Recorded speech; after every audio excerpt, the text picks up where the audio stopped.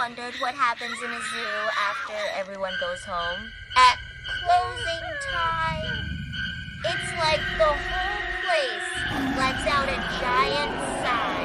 Gates clang shut. You hear the crunch of gravel under the last few pairs of boots, and the animals, well, they settle into their night cells. That's exactly when Amir realized he was still inside. He'd been completely lost in his sketchbook, trying to capture the way the giraffe's long shadows bent like question marks as the sun went down. When he finally looked up, the crowds were gone. The park map in his pocket suddenly felt like a piece of fiction. He was on his own. Amir started walking, and the first place he passed was the penguin pool. During the day, they're little comedians, waddling and slipping and making everyone laugh. But at night, they stood like solemn judges in tiny tuxedos.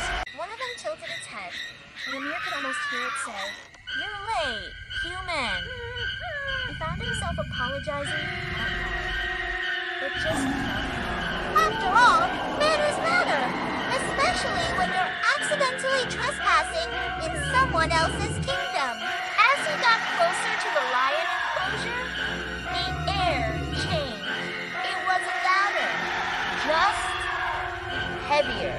A lioness was watching him, her gaze filled with an ancient calm, the kind that existed long before locks and gates were ever invented. Amir's first instinct was to run, but then he remembered something his mother always said about him. It only grows when you sprint away from it. So he took a slow, deep breath and just kept walking. The lioness blinked once, and the moment passed. The night moved on, and so did he. The reptile house was next. Inside, it was warm and filled with a low, constant humming sound. It felt like a museum of patience. Snakes were coiled up, sleeping in the shape of commas. A massive tortoise stared at Amir with the quiet confidence of a creature that knows time will eventually solve most problems.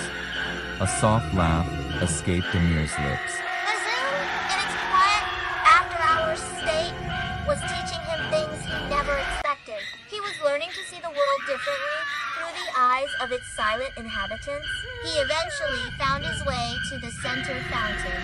The moon was high in the sky, and its reflection fell into the water, shattering into 1,000 silver pieces. Amir Sat sat on the cool stone edge and just waited. He didn't feel lost anymore. He felt like he was just a little early for morning. And just like it always does, dawn arrived quietly, almost shyly, as if it didn't want to take any credit. The keepers began to unlock the gates, and the birds started rehearsing their songs for the day. soon enough, a security guard found him.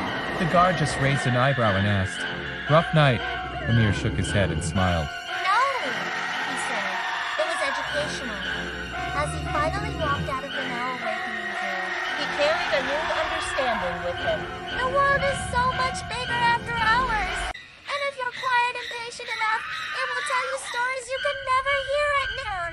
It makes you wonder what other secrets the world shares when we're not looking. Thanks for watching. What's a place you'd love to explore after closing time? Let me know in the comments below. And if you enjoyed this story, don't forget to like and subscribe for more adventures. See you next time.